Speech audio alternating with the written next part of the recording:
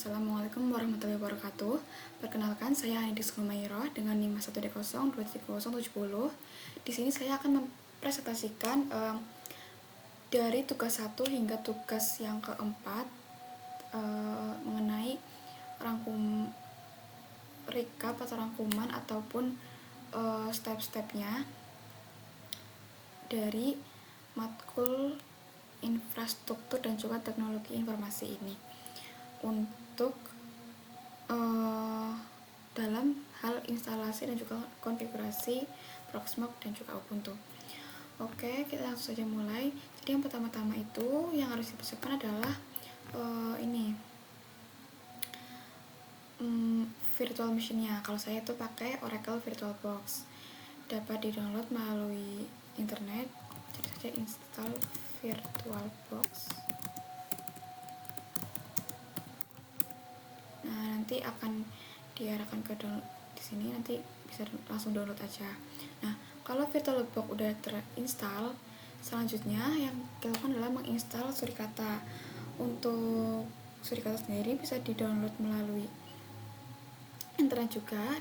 Di sini pilih yang download ISO image. Nah, kalau udah di-download, setelah di-download, nanti masuk ke VirtualBox, kemudian kita klik new, kemudian kita isi VM name-nya terserah. Kalau di sini saya Proxmox, kemudian VM folder-nya itu untuk menyimpan VM yang nanti di mana. Saya itu di foldernya pokoknya. Nah, untuk ISO image-nya sendiri ini adalah kita memilih yang Proxmox. Nah, kemudian untuk OS edition-nya itu yang ini tuh Linux, terus pilihannya itu Oracle Linux. Nah, udah, kemudian untuk flash memory sendiri saya 2000, kemudian CPU-nya saya 4. Kemudian untuk disknya saya menyetingnya itu 30 ya, 30-an, enggak 30 sampai 30 lah. Nah, 35. Kemudian jika sudah, kita klik finish. Nah, nanti maka akan ada si Proxmox ini di sini. Nah, jika udah terbuat, kita bisa klik di sini tuh klik open ya. Nanti dia tuh akan diarahkan ke halaman atau CLI Proxmox-nya. Nah, nanti di situ akan ada step-step untuk langkah-langkah penginstalannya. Nah, di sini tuh untuk penginstalannya sendiri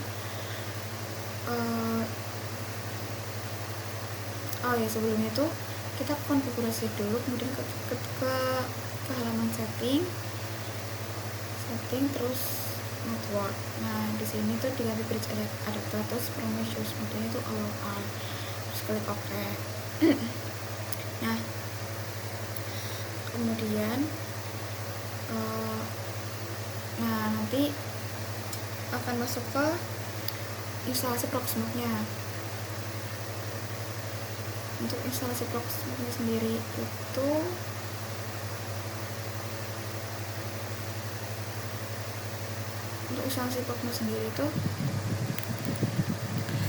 kita bisa memilih country-nya Indonesia, time zone-nya Asia atau Jakarta. Kemudian memasukkan password dan juga email. Kemudian melakukan konfigurasi jaringan. Untuk IP dibuat default aja, sesuaikan dengan default gateway dan IP address masing-masing. Kemudian diklik install dan tunggu hingga selesai. Nah, kalau udah terinstall itu di reboot Proxmox-nya. Nah, kemudian setelah beres terinstall, kita buka dashboardnya melalui browser itu dengan mengetikkan IP Proxmox-nya. Kalau di sini saya punya 45. Nah, setelah kita berhasil masuk ke dalam dashboardnya, kita bisa langsung untuk menginstal Ubuntu-nya. Nah, untuk install Ubuntu sendiri itu kita bisa dengan create VM. Klik create VM. Kita pertama-tama namakan ISO image dulu dengan cara upload kemudian kita select file, terus nanti bisa di select sendiri yang ISO image untuk yang Ubuntu. Untuk install Ubuntu sendiri kita bisa install kita bisa mencarinya di Ubuntu server. Nah, ini Ubuntu server ya, begitu ya, itulah. Kemudian kita upload. Nah, jika sudah upload nanti akan seperti ini. Jika sudah berhasil terupload, kemudian jika sudah kita create VM, terus kita namanya bisa diganti, misalkan apa NIM terus nama gitu. Kemudian OS nya itu ISO image dipilih yang Ubuntu, kemudian yang Ubuntu. Nah, kemudian disknya CPU nya itu saya menyiapkannya di 2, memorinya sama, networknya variabel di uncheck, kemudian kita confirm dan finish. Nah, kemudian saya ada setting tambahan itu ke option, kemudian di KVM version diklik no. Nah, ya udah, kita ke sini, kemudian ke bagian konsol. Nah, nanti kita start, kemudian kita melakukan langkah-langkah instalasi Ubuntu-nya. Untuk instalasi Ubuntu sendiri tinggal diklik next aja sampai selesai. Kemudian jika sudah, di reboot seperti biasa. Nah, terus jangan lupa untuk salin nama, username, server, dan passwordnya. Dan itu jangan lupa untuk diingat-ingat. Nah, jika sudah klik install dan tunggu sampai selesai dan klik tombol reboot now, maka Ubuntu sudah selesai terinstall dan dikonfigurasi untuk bisa diisi web, database, dan juga sebagainya. Nah, setelah Ubuntu terinstall itu akan ada nanti si CLI nya itu akan menampilkan seperti ini. Nanti diisi loginnya itu nama Ubuntu nya, terus passwordnya diisi passwordnya. Nah, jika sudah saya izin dengan membuka laporannya, kita bisa melakukan konfigurasi Ubuntu untuk instalasi web server, database, DNS, dan juga mail server. Nah, pertama-tama kita melakukan update sistem dulu dengan cara sudo apt update dan sudo apt upgrade ya. Kemudian kita install web servernya. Kalau di sini saya pakai Nginx, sudo apt install Nginx 9. Nah, dicek apakah Nginx nya itu udah aktif atau belum dengan cara system.ctl status Nginx, dan kita tes di browser apakah dia udah bisa atau belum dengan cara kita masukkan IP Ubuntu-nya. Nah, kalau udah akan tampillah welcome to Nginx. Kemudian kita install database server. Saya menggunakan MySQL server dengan cara sudo apt install MySQL server nya. Kemudian kita melakukan pengaman database, kemudian kita login dengan cara sudo MySQL. Nah, kemudian kita membuat database-nya dengan cara klik database dan nama database-nya di sini saya testdb. Kalau sudah, kita klik exit. Kemudian selanjutnya kita install PHP. PHP itu bahasa pemrograman ya untuk webnya nanti. Nah, saya sudah install PHP FVM, PHP SQL ya. Kemudian install DNS server, saya memakai bin 9. Kemudian kita dikonfigurasi dengan sudo nano atau cp-nya lokal. Kemudian tambahkan di sini saya namanya lab.local. Kemudian copy filenya dan juga diedit dan ubah nanti itu ini menyesuaikan IP Ubuntu kita. Terus ini namanya lab.local ya. Kemudian di restart bin 9. Kemudian install mail servernya. Di sini saya memakai Postfix. Nanti dipilih internet site, kemudian ini sistem mail lokal, terus install mail details. Kemudian kita akan install mail details, dan ini adalah tes kirim ke email lokal, contohnya seperti ini. Nah, nanti kalau mau cek itu bisa ketik mail. Nah, nanti kalau emailnya masuk, dia itu akan ada seperti ini nih, seperti itu. Nah, selanjutnya konfigurasi server dan juga domain. Pertama-tama membuat directory web dulu, kemudian membuat file baru yaitu index.php, kemudian isikan seperti ini. Nah, tadi pakai bahasa PHP ya. Untuk tampilan web sendiri kurang lebih seperti ini. Nah, seperti ini. Selanjutnya edit config nginx nya, kemudian diisi dengan ya seperti ini. Terus mengaktifkan dengan cara sudo -s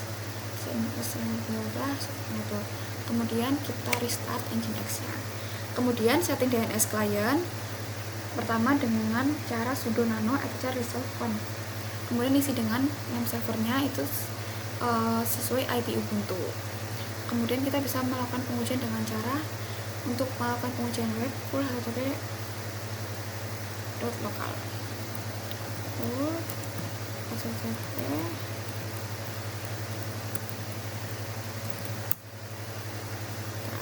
Nah, ini kalau bisa tuh seperti itu web server aktif. Kemudian DNS.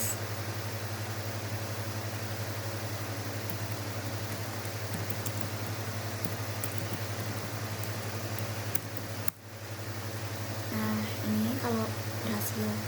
Kemudian database-nya sudah masuk ke menu root nanti kita bisa masuk ke database. Kemudian mail seperti tadi kita ketik mail terus enter. Untuk browser testnya sendiri seperti ini dia browsernya. Nah, selanjutnya adalah kita masuk ke instalasi dan konfigurasi IDS Surikata. Untuk instalasi dan konfigurasi Surikata sendiri itu cukup singkat atau panjang banget. Yang pertama-tama yang perlu kita lakukan tentunya adalah melakukan update untuk sistemnya agar dia tuh terupdate gitulah. Kemudian kita menginstal Surikata dengan cara sudo apt install surikata minggu. Nah, kalau udah terinstall, kita cek jaringan aktifnya dengan cara IPA.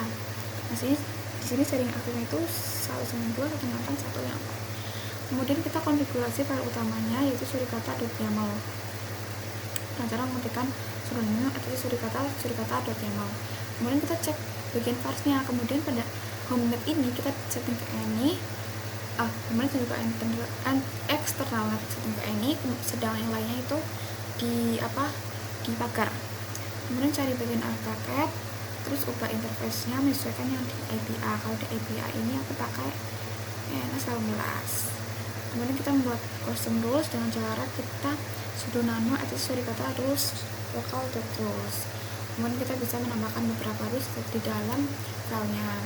Nah, untuk melakukan pengujian itu sendiri, pertama-tama ada sudo surikata maintenance itu surikata ya.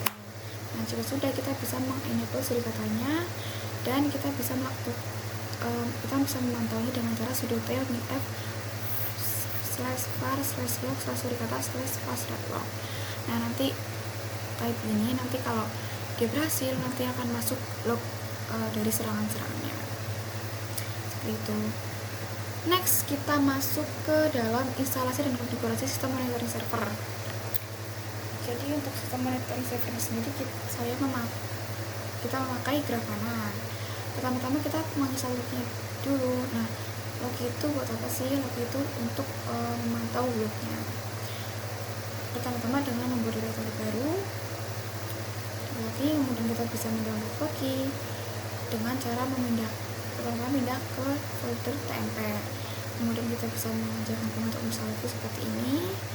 Nah, jika sudah, kita bisa kembali ke directory root dan mengetikkan komen yang seperti ini. Kemudian kita bisa melakukan konfigurasi untuk loginnya dan istilah file config lognya dan juga file service lognya. Kemudian kita bisa membuat ulang service dengan cara mengetikkan sebagai berikut: menghidupkan dan juga menjalankan. Kemudian kita bisa mengecek status logi dengan cara sudo-ctl status logi. Kemudian juga menginstal Promtail. Nah, untuk menginstal Promtail sendiri kita step-stepnya mirip seperti tadi. Buat dia konfigurasi, kita bisa kemudian kita mengunduh Promtail, dan juga setelah terunduh kita bisa menentukan komen. Kita bisa mengecek versi Promtail juga ini. Nah, kalau berhasil, ini adalah versinya 2010. Kemudian kita bisa mengkonfigurasi dari Promtail sendiri. Nah, diisi konfigurasinya, dan juga kita bisa mengkonfigurasi file service Promtailnya ini. Kemudian seperti tadi jalan tes service-nya sudah sistem CTL udah yang reload, kemudian mengenable, kemudian kita bisa mengecek status Promtailnya. Kalau aktif itu dia nanti akan berwarna hijau dengan aktif running. Kemudian terakhir kita bisa menginstal Grafana. Pertama-tama kita menambahkan repository-nya dulu, repository Grafana-nya seperti ini. Kemudian kita menambahkan komen-komen seperti berikut. Kemudian kita bisa mengunduh dan menginstal Grafana. Pertama-tama kita melakukan sudah pt-get update dulu. Kemudian kita bisa langsung untuk menginstal Grafana. Sudah pt-get install Grafana. Nah, untuk menyalakan sudo Grafana, kita bisa sudo sistem CTL diamond reload, kemudian sudo sistem CTL enable no Grafana server. Kemudian kita buka port 3000 di firewall. Ini adalah port dari Grafana-nya seperti ini. Nah, kalau sudah selesai semuanya, kita bisa membuka Grafana di browser dengan cara kita mengakses http IP Ubuntu 2.3000. Nah, untuk awal-awal kita bisa melakukan username dan password. Di sini bisa bebas diisi apa, bisa admin atau apapun. Nah, jika sudah, nanti akan diarahkan ke halaman home-nya. Ini adalah halaman dari Grafana-nya. Kemudian di sini kita bisa juga menambahkan data source. Kita bisa menambahkan logi gitu. Nah, ini ada logi. Nanti juga bisa menambahkan logi yang baru. Nah, ini adalah contoh dashboardnya dari si logi tersebut.